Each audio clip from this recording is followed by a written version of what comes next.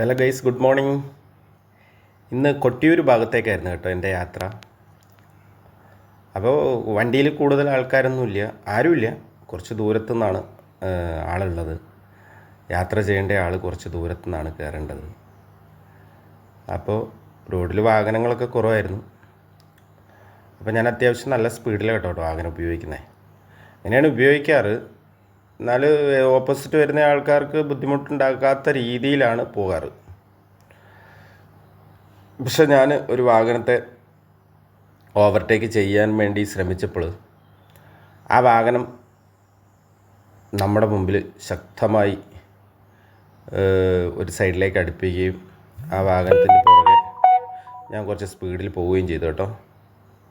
അതെല്ലായിടത്തും ഈ ചെറിയ വാഹനം നിങ്ങൾ ശ്രദ്ധിച്ചിട്ടുണ്ടാവും, നിങ്ങൾ ആരെങ്കിലും ശ്രദ്ധിച്ചിട്ടുണ്ടാവും ഡ്രൈവേഴ്സ്. ഈ മാരുതി 800 എന്ന് പറഞ്ഞ സാധനം ഉണ്ടല്ലോ, ഈ മാരുതി 800 എന്ന് പറഞ്ഞ സാധനം ഞാൻ പണ്ടേ പറഞ്ഞിട്ടുണ്ട്. നമ്മൾ ഒരു 2000 cc താഴെയുള്ള വാഹനമാണ് ഈ മാരുതി 800. ഈ സാധനം പാച്ചിൽ തുടങ്ങും.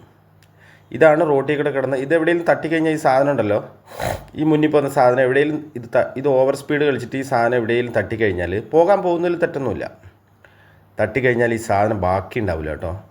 എത്ര അപകടം പിടിച്ചൊരു വാഹനമാണെന്നറിയോ. പക്ഷേ ഇത് അവർ മിതത്വമായിട്ട് ഉപയോഗിക്കുവാണെങ്കിൽ ഒരു കുഴപ്പമില്ല.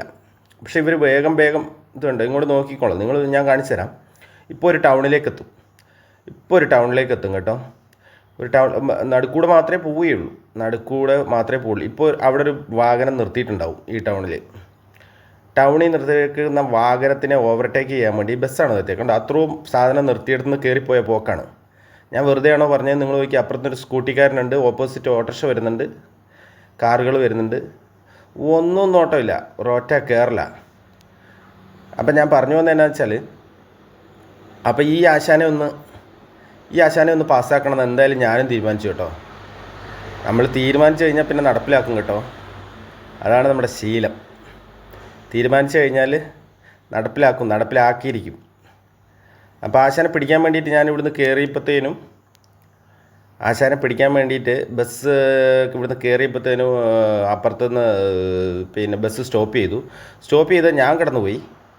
ആശാൻ്റെ അഡ്വാൻസിങ് ക്യാരക്ടർ പേടിപ്പെടുത്തി ബസ്സിൻ്റെ മറവിൽ ആശാൻ ഒതുങ്ങി കേട്ടോ. നമ്മൾ റൈറ്റ് സൈഡിലേക്ക് കയറ്റി നിർത്തി അവിടുന്ന് വാഹനം വരുന്നുണ്ടോ നോക്കിയതിന് ശേഷം നമ്മൾ പാസ് ചെയ്ത് പോന്നു കേട്ടോ. പിന്നെ ആ മാരുതി 800ൻ്റെ പൊടി പോലും ഞാൻ കണ്ടിട്ടില്ല കേട്ടോ. അപ്പം നമ്മളെന്താക്കി, നമ്മൾ ഈ കൊട്ടിയൂർ ഏരിയയിലോട്ട് ഇങ്ങനെ നല്ല സൈഡിലെല്ലാം നല്ല മരങ്ങളും റോഡിലെല്ലാം വരയെല്ലാം ഇട്ട് ഒരു ഗട്ടറൊന്നും ഇല്ല കേട്ടോ. നല്ല സുഖമാണ് വണ്ടി ഓടിക്കാൻ.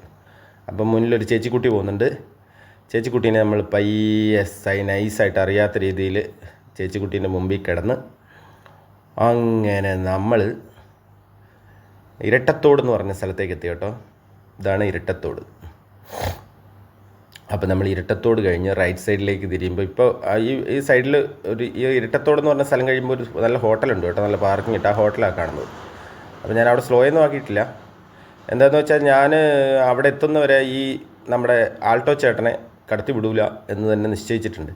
ആൾട്ടോ ചേട്ടൻ ഒരുപാട് ദൂരെയാണ്, എങ്കിലും ഞാനൊരു ആവറേജ് സ്പീഡിലാണ് പോയിക്കൊണ്ടിരിക്കുന്നത് കേട്ടോ. അപ്പം മുമ്പിൽ ഒരു ഓട്ടോ ചേട്ടൻ പോകുന്നുണ്ട്.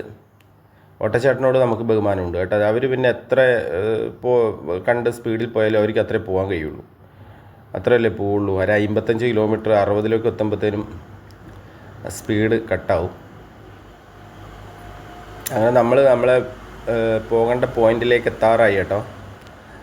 അപ്പോൾ ഞാൻ പോകുന്ന ചേട്ടൻ്റെ വീട്ടിലെത്താനായി. ചേട്ടനെ അവിടെ നിന്ന് കൂട്ടിയിട്ട് വേണം യാത്ര തുടരാൻ. അപ്പം ഞാൻ പറഞ്ഞു വന്നത്, റോട്ടിൽ ഇതേപോലെ ചെറിയ വാഹനങ്ങൾ, ഇത് മുന്നിൽ പോകുന്ന വണ്ടിയുണ്ടോ, ആ മുന്നിൽ പോകുന്ന വണ്ടി ഓൺ അടിച്ച് കഴിഞ്ഞാൽ സൈഡ് ആ വണ്ടി സൈഡ് തരും. അവരുടെ ക്യാരക്ടർ നമുക്ക് ബേക്ക് ചെയ്ത് നോക്കുമ്പോൾ അറിയാം, കണ്ടിനാ. അപ്പം ഞാൻ ഒരു സിംഗിൾ ഓൺ അടിച്ചപ്പോഴത്തേനും മൂപ്പര് വണ്ടി ബ്രേക്ക് ചെയ്തു. ആ ബ്രേക്ക് ചെയ്യുന്നത് എന്നാന്ന് വെച്ചാൽ, അവർക്ക് നമുക്ക് സ്ഥലമുണ്ടെങ്കിൽ പൊയ്ക്കോട്ടെ എന്ന് വിചാരിച്ചാണ്. അല്ലാണ്ട് നമ്മളെ കാണുമ്പോഴത്തേനും സ്പീഡ് കൂട്ടി മുമ്പിൽ ഇങ്ങനെ വെടിയും പുകയും പോലെ പായല്ല. വണ്ടിക്ക് നമ്മൾ സൈഡ് ചോദിച്ചു കഴിഞ്ഞാൽ സ്ഥലം ഉണ്ടായി കൊടുക്കുക, അതല്ലേ.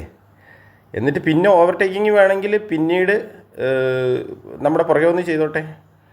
അല്ലാണ്ട് മുമ്പിൽ കിടന്നിട്ട് എന്നെ പറ്റുമെങ്കിൽ നീ പിടിച്ചോ എന്നുള്ള ഒരു സമീപനം അത് ശരിയല്ല എന്നാണ് എനിക്ക് തോന്നുന്നത് കേട്ടോ. എല്ലാവരുടെയും അഭിപ്രായം എനിക്കറിയില്ല. അപ്പോൾ നമ്മൾ നമ്മുടെ പോയിന്റിലെത്തി. Okay, by.